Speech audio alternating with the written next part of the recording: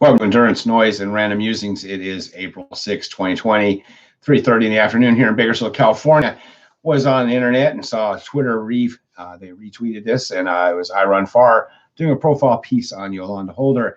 And so I finally got to reading it, and I definitely wanted to just kind of do a little video about Yolanda and some of the things they bring up and some of the stuff that over the years, I've had the fortune of being out there with her on many of her race, and we are fellow walkers. I still do run a little bit from time to time just because I can't walk like she can. I mean, last 2 summers ago, she went and became one of the less than 100 people to walk 100 miles in 24 hours. So the article by I Run Far was it's actually the We Run Far profile. And it says, Yolanda is the master of the mighty technique that most trail runners and ultra runners need for their longest races, power walking. Power walking is a fast walking technique that is applied by marathoners, marathon walkers, and other racers during organized events. And her first race was 1998 Portland Marathon, which she power walked. And yes, we talk about this often, the gesture in our videos, that learning how to walk and walking well right from the start is key to success in ultra races, especially. And it's amazing how people just kind of look down upon the whole thing. And, I ended up, one of the ways I met Yolanda was in races, and we'll get to it later on in this article, but she was setting records for most marathons in a year. And so what she was doing is most marathons are on Sundays.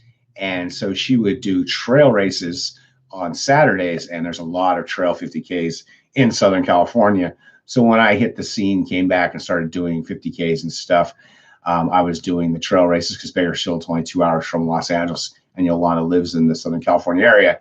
So we would often be racing with each other because I was back there running and she was walking. And so she would do a race on Saturday, a 50K, and then do a marathon the following one. So it says in 1988 was her first marathon. She was 40 years old, and she was immediately hooked. She loved exploring new places, the crowd's energy, the movement, and planning her outfit. She says she wore a tennis skirt, designer glasses, and had got her hair done. And she was paying $55 for the race, so why be miserable? Why not have fun? Look good while you're doing it, says Holder. It wasn't long before she became a fixture in the sport, gaining her nickname as the Walking Diva. And yes, she always looks stylish, and along with just looking great, she just has amazing walking form and always just looks so beautiful out there. And it's always enjoyable to see what outfit she's going to wear for every race, and especially when we do multi-day races. And she'll come out after taking a break and some new outfit. I remember when she did the 3,100 mile race, she brought a whole bunch of shirts, different outfits for that race. So she's been doing, she's crushing all these walking events, and I've done some of these myself where it's not a pure race walking race, because back when I was in my 20s, I tried race walking. I trained all summer, 3 or 4 months doing the technique, and this is way back in the 80s where there was no YouTube, there wasn't anything but books. And so I would try to figure out how to do the walk. I'd have people videotape me, not even videotape me, shoot film of me. And I thought, I'm doing pretty good. And this is back when I was a sub 3 hour marathoner. So I finally signed up for a 15K, went down to Los Angeles in the Southern California area, which is a hotbed for race walking, and probably where Yolanda's done some races. And I was at 15K, and they've got the judges who are looking for you for creeping with bent knees or lifting where your feet off the ground. And so the gun goes off, everyone goes flying in front of me, and I go by one judge, I get a card, creeping. And so within the first mile, I was disqualified. I think you get, at least when I was at the race, you get 3 cards and then you're done. And I just could not do the form. I just can't get my knee bent fully under me. Maybe I spent a lot of time, as Yolanda has, I might be able to do it. So what happened was, she did all these marathons. She ended up doing the technique of race walking, and she can now call herself a race walker because she has competed in some of the big events and actually finished without getting disqualified. And another reason she's really interested in race walking is because they have United States Track and Field has a Hall of Fame which acknowledges race walkers, and she'd like to do that. So at 62 years old, Holder has so far power walked close to 544 marathons. She's even set a Guinness World Record for the most marathons complete in a calendar year by a woman twice. Holder bested her own record with 120 marathons in 2012. And I believe I met her in 2011 when she was setting the record, and then she just went out and did it again. I guess the current record is 129 by Angela Torres. The accomplishment has solidified her as the first American woman and African American to complete more than 100 marathons in a calendar year, and the first woman in the world to do it twice. But she decided to make the second round harder. She sprinkled in 35 50K races and 300 milers, including the Javelina 100, each of which counted towards her record total that since then has far exceeded the marathon distance. And yes, I remember her first 100 miler was the same time as my first 100, which was that 2011 season.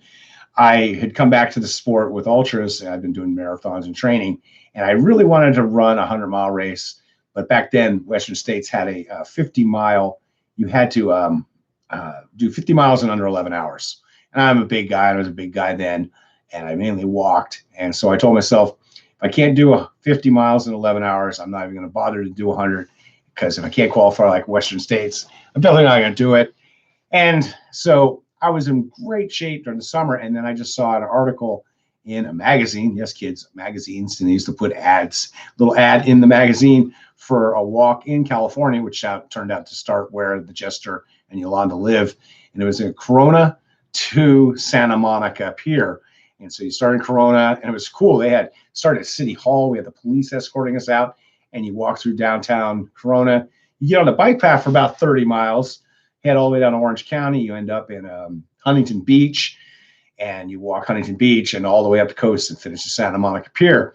And so that was my first 100. I ended up doing 28 hours, I think, or something.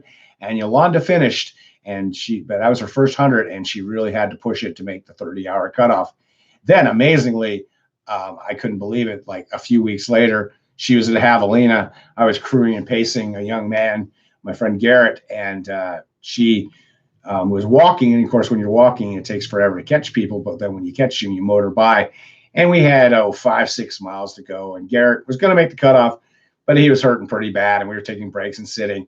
And then all of a sudden, here comes Yolanda, and she just blows past us. And I think she put like an hour on us in the last 5 miles because she just was motoring along. And since then, she's definitely done some hundreds. And then, of course, she's moved into the multi-day races. And it says here in the article, it says, that's when I gained more respect as a walker, when I started doing more 100 milers. You're in the mountains, you can't always run anyway. The average runner has to walk sometimes. I would never win a marathon as a walker, but I can as an ultra marathoner. Now elite ultra marathoners ask me, how do you power walk like that? Because runners can't run for 6 straight days. And that's definitely true. The whole 6-day thing was a pedestrian race. In the beginning, people did walked. The race was really a purely walking heel to toe event. And then someone had to ruin it and start running in it. But, they did it indoors, Madison Square Garden, thousands of dollars of money on the line. And they were on a 200-meter or 220-yard track, 8 laps of the mile. But the place would be full of people cheering and drinking and gambling and just having all kinds of fun. And so that's how pedestrianism got started. But then people started running. And so it's very cool that Yolanda's done so well in these things. Been with Yolanda. When she's in races, she's amazing. She just motors along. I'm always amazed. She's never got headphones on, listen to music or podcast or anything. And she doesn't generally walk with too many people. And the issue, and I kind of have this problem too, but I'm not as good a walker, but she's such a fast walker that people have to run with her, but she doesn't walk fast enough that it's not a natural pace for her. And so for them, and so when they're running too fast, faster than she can walk. And when they're walking, they can't keep up with her. I mean, I can't keep up with her. I can jog along and keep her company for a little bit, but she's always her mind is just amazing. She just has just a laser focus and just gets it done. There's times when she'll back off and you'll see her enjoying herself, but she's never mall walking out there unless she's already got her goal and she's trying to get it. But she usually has these goals so high that she has to push the whole 24, 48, 144 hours. I mean, when I saw her at the Dome, 6 days of the Dome, when I was there in 2019, the 6 days of the Dome in Milwaukee, the judge who came out for the Centurions was there on day 1 of the 6th day. And so her and Anthony Culpepper went out and walked 100 miles in under 24 hours. Anthony was around 20 hours or something like that. Yolanda, all night, all day, all night, just going so hard. I've never seen her push herself so hard. And she made it to 24 hours with just minutes to spare. I mean, like 10 or so minutes, and just phenomenal performance. I myself just quit after that, the day 1, after I saw them. I was having a terrible time and I went home. But I saw her after that, and I thought, oh, she's can't possibly keep going. And then she took a big break, and she went out and cranked another 313 miles or something and set a record. So just phenomenal. They talk about her upbringing. She didn't grow up running. She was raised in San Jose, California, which is South Shore of San Francisco Bay. She had 10 siblings, and after her parents' divorce, money was tight for a single mom. She made the gymnastics team, but didn't have the financial support to participate. Though she performed in the historic Imani Dance Assembly, the only African dance group in the Bay Area at the time, and Dance Modern as well. And so that's it. Having said all that, she outshined her peers in 11th grade during a 1 mile PE class run. And her PE teacher said, "You're a long distance athlete. You should come out for track and field and do the 800 of the mile races." And she said, "No, this hurt. I don't want to run. Now I'm doing races that last multiple days." And yeah, it would have been pretty interesting to see Yolanda. Of course, she's 63, I guess, right now. So she's about 5 years older than me. And one of the things out here, well, in the United States, is we had Title IX. And, when I was going to high school, I started in 76, 77. Title IX had just gotten enacted while I was in school, because before that, there wasn't equal opportunities for girls to compete in athletics. They got the JV uniforms, the funding, and all that. So girls' sports were definitely not emphasized as much. And so Yolanda kind of was a few years before me.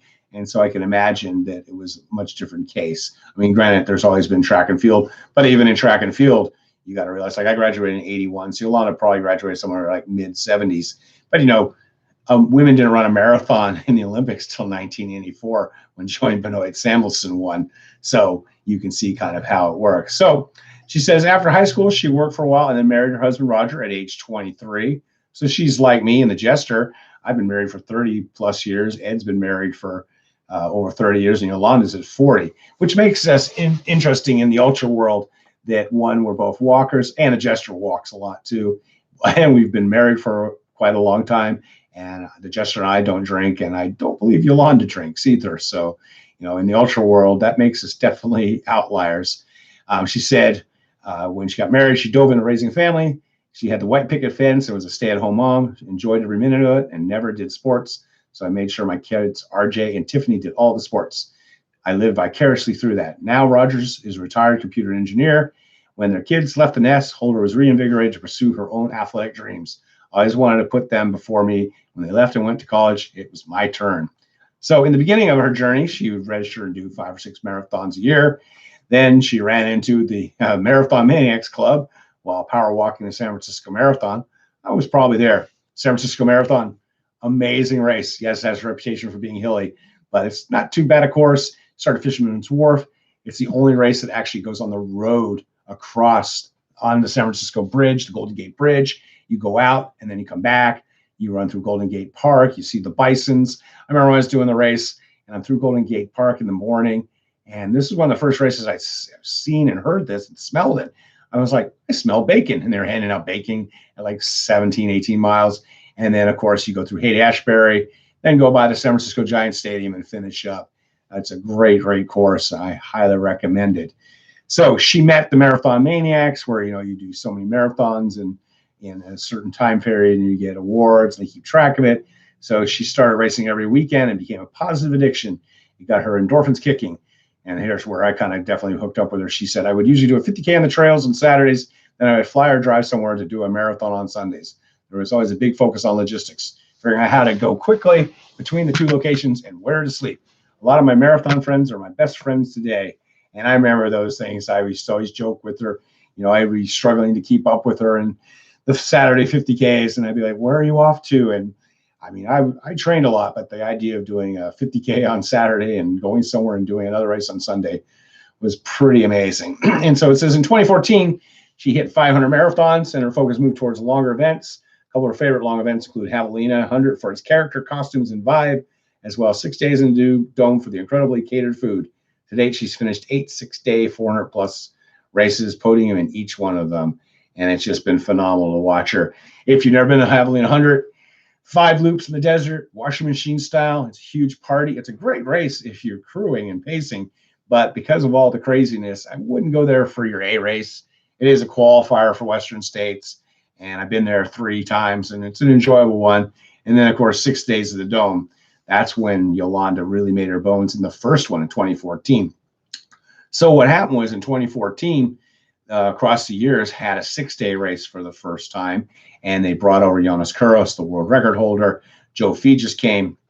Epic battle with Toast, which you can listen to on my YouTube. I've talked about my 6 days with Giannis, amazing performance. And Yolanda didn't do that 6-day, but at that 6-day, Joe got the bug. He wanted to go for the American record of 570 by Stu Middleton. Sorry if I get these numbers a little wrong, because I really just do this off the top of my head. Could do some half-ass internet research, but do it this way. It's more enjoyable, and you guys can fact check. So he scoured the country looking for an indoor facility, because that's how they did the big records in the 1870s and 1880s. They did it indoors. It was brutal, but you didn't have to deal with the weather. Like across the years, oh my gosh, it just gets so freezing cold. The temperature swings, or it'll be 20 at night and 70 during the day. You can get rain, everything, and that's always the case with these outdoor ones. So Joe found the dome in Alaska, indoor dome, bubble dome, and it was in August. And the conditions, I've talked about the race before. For me, it was just super humid. The track was hard, but everybody and anyone showed up because it was certified. Long story short, Joe Fegis did get the American record. It was amazing to watch him perform and do it. I didn't even crack 300. I had across the years did 322, and I had dreams of doing 400 at the dome, but after 3 days, I destroyed my quads. Well, one person who showed up at that event, who no one knew was coming, I didn't know her, and I knew Yolanda fairly well, but our other friend Bob Davison, a great power walker, race walker, he was on the American team in the 80s. He convinced Yolanda to come, and so she showed up for the 6-day. And at this time, I don't think she'd ever done anything more than a 100-mile race. And she'd done some, charity walks. We're walking from like LA to San Francisco and stuff. So she shows up. Nobody really knows her. She's just out walking along. No one really, people who knew her. But it was interesting at the Dome. So many people were more from the East Coast. And so they didn't really know us Southern California people. And we're out there mainly walking. But by day 4 or 5, people are like, who is this woman? My God, she looks gorgeous. My God, she looks like she's doing the same pace she was doing on day 1. And she slowly moved through the field. And then I remember it was like 24 hours to go. I was putting in miles, trying to keep my place. And she came by me and she said, I've moved into 10th place. And she was so excited. And then I kind of helped her and crewed her for the remainder of the race. And I remember, with like 8 or 9 hours to go, she still had like a marathon to go. But I got to say to her, Yolanda, you just have a marathon to go. She flashed those big smile, and she got that 400 miles and stayed and kept her place in the race too. And it was just a phenomenal, phenomenal performance. And since then, she kind of goes to 6-day races and just keeps up in the ante, like 400, 401, 402, set the walking record. In fact, I always call her like the Sergei Bubka of walking, in that Sergei Bubka was the great pole vaulter in the 80s from the Soviet Union, and he was the first man over 20 feet. But he would break the record by whatever the smallest amount was so he could get a check from Nike. And Yolanda's kind of that way. When she got to 400, she could have easily continued on and got a couple more miles, but she's happy with that goal. And then she sets another goal. One of probably the most amazing performances when I went to across the years a couple of years later, and I needed 312 to get my 1,000-mile lifetime jacket. It was the 4th year I was there. I did 3 6 days, and one time I did a 48-hour. So I needed 312, thought I could do it, and I was having a pretty good race, but that year it rained quite a bit. Thankfully, me and the Jester were often doing lots of miles together in the night, and then it would rain, but it would rain when we would take a break. Yolanda wanted to hit over 410 miles, and so she was out there walking in the rain, got super muddy. And as a walker, it's so much about technique and form. And somehow she powered through it and got that record, where, there was a lot of times during that race where I was laying inside the tent watching her go by thinking, this woman, she's just phenomenal at that. And it said here, let's see. Yeah, so she got that to 6 days. And then, of course, the most challenging event, and then just put her into a whole new level of just amazingness, basically, is in 2017, she did the Self-Transcendence 3,100-mile race. The race is annually held in Queens, a borough of New York City. Competitors complete an average of 2 marathons per day, 6 a.m. to midnight, every day until they finish. The course circles a half-mile city block, so racers need to do more than 100 laps per day. takes place in the heat of the summer. And I went there 2019. I went and did 100K on the streets of New York City. And so I booked time so that I could go there, and I hung out there for the day. And that loop, it's all concrete. It is literally walking around a school, and it's otherworldly. And I just can't imagine doing that. And when I talk to people, they say that that's like the performance of all time in terms of, especially for a walker. And she's the only walker.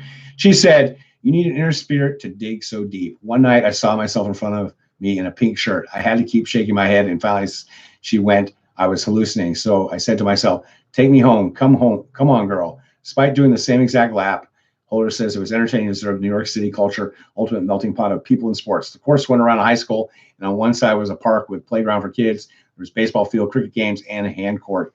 And yeah, when I was there was baseball games going on, and just life in general. And you just go round and round and round. The year she did it, there was only 10 participants. 3 were women. She stayed in a basement apartment, 5-minute drive from the start. The race attendants would pick her up at 5:40 each morning and drive her home at midnight. It became increasingly difficult to step into the car or take a shower. Most nights she rolled around in discomfort or tears. The sleep deprivation forced her to hone her power napping skills too. During the day, she would nap for 15-20 minutes and feel refreshed. She completed the race in 51 days, 17 hours, and 13 seconds. And I believe, you're on the course for 18 hours a day, and I believe she finished with less than an hour left before the cutoff. And that, of course, is a pedestrian walking race. And so what they do is, it's an invite race. They take care of you really well. They have the group that puts it on has apartments. So yeah, you do stay at the places. But the problem is, if you're out there all day, you get done at midnight, you got to go back. You got to, you've got 6 hours off, and then you're back at it again. And what it's amazing too is Yolanda went there and wasn't crewed, really didn't have any help. Most races when she goes, she doesn't have anybody supporting her, kind of like myself. And so often when I'm at the races, I often help her out as much as I can, Yolanda and the gesture. And a lot of times she comes up to me because I always got my phone on, and we do calculations on pace or look at the results and figure out where she's at. And that's what's amazing when she went to that 3,100-mile race, and she's able to pull it off just with the race organizer's help, which is a lot of help, but it's still amazing performance.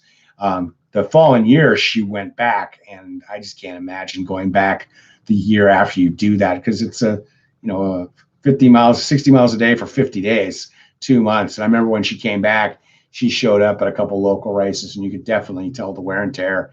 And she went back, and she had some horrible foot injuries, and thankfully she stopped. And that's when she really kind of upped the ante in this whole race walking stuff. And she says the same year, Holder's interest involved in the more refined advanced techniques of race walking. For her, learning race walking hasn't been straightforward or easy. She completed the marathon distance, then tried a 5K and was disqualified. Took 3 attempts at the track and field championships, 50K championships, for her not to get disqualified due to form. 50K is a hard distance to keep that form the whole way. She powered through 2020, earning 6th place and becoming the first African-American woman to finish the 50K race. Now that I know how to race walk, I use race walk techniques and power walking for regular races and I use some of the arm movements to give me more speed, so I combine them depending on the event. In actual race walking events, you have judges every 200 yards and need that form. At the USA Track and Field 50K Walking Championships, it's a 1-mile loop, and 8 judges are on the course, and the 9th one is on a bike. And I've been kind of going down the rabbit hole of YouTube and watching race walking, and it definitely, the guys the best in the world are getting disqualified in the Olympics because they just bend that knee or something goes wrong. And I've got to turn this fan on for just a second.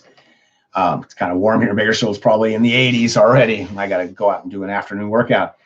So she says her next racing goals include establishing an American record and a world record for the women's 60 to 64 age group in the 50K walking. She also wants to set an American record and break the world record for race walking at the 6 hours in France, which is an event where they actually have judges in the race, which most races don't.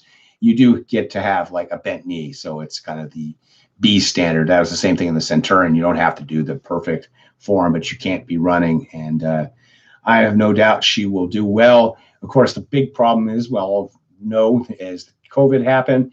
And so I'm not sure if she's going to go into this Paris race as written here, but I know she's going to be at 6 days in the Dome, which is coming up in the summer.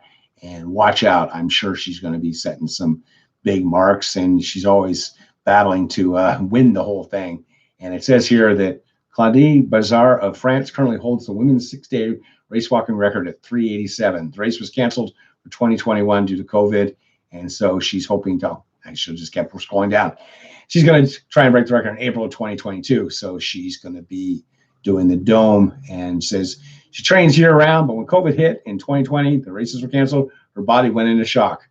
A lot of our bodies went into shock. Yolanda, she said, my body was like, what are you doing? Recovery? What's that? Gave me the chance to recover. I was still leisurely walking every day at a 15, 16 pace for 10 or 11 miles, but I have been so used to consistently doing races. She says her secret to longevity is move your body for 45 minutes a day, daily. Have to move your body. Typical training day for her might be a 1 mile warm up, 10K of race walking at 14 pace, and 1 mile cool down. Afterwards, she stretches and incorporates Pilates. And if you follow her on Instagram, she does a headstand every day. And in fact, in a 6-day race, she'll do the headstands in those. My gosh, I couldn't do a headstand at all. Some days she does speed drills, race walking as fast as she can, around 8:42 per mile pace for 1 minute, followed by a recovery period. Repeat 10 times. Yeah, and then I guess she's going to have a second book, Misty Blue, 3,100 miles of smiles and pain, to be published soon. Holder hopes to dissolve negative stigma around power walkers and race walkers. She says runners can look down on walkers, feeling like they're more superior. I've had joggers or slower runners catch up to me and make smart remarks. I've been pushed and told to get out of the way. We share the same road. And she says, her tag is like, I walk, you run, we both get it done. And I can attest to that whole walking thing. When we were both coming up in 2011, 2012, we kind of got a lot of flack for it. And, it just was weird because we were like, you guys all do, you don't run the whole races. And we often catch people in the end. And it was kind of confusing when people would be talking so much smack, because especially if you want to grow running, the sport of running, you need to include walkers. There's a lot of people who would want to walk and become good walkers, and it's just a lot safer sport. I myself, coaching athletes, I always have them maybe run a couple times a day and then walk to build that endurance. I take them out hiking for 2 hours, because if I try and have them run, they can only run 30, 40 minutes a day, if that, and then they start falling apart. So the walking keeps them in that aerobic zone, teaches them, get some time on their feet. And so I'm totally with Yolanda in getting people to value the walking and also realize they are competitors. And I can tell you, anybody in a 6-day race knows how awesome she is. And they, wish they could walk even barely like she can. It says, Holder's excited to help set the bar for the next generation athletes. Ladies in their 40s are completely badass. Setting an example for those athletes as they get older. By the time they hit their 60s, they're going to break Yolanda's records. And, like I said, Yolanda's in her 60s. I'm sure she's going to probably be going till her 70s and 80s. And I hope to be out there with her, watching her walk, because it's just nothing like watching the walking diva out on the course doing what she does best.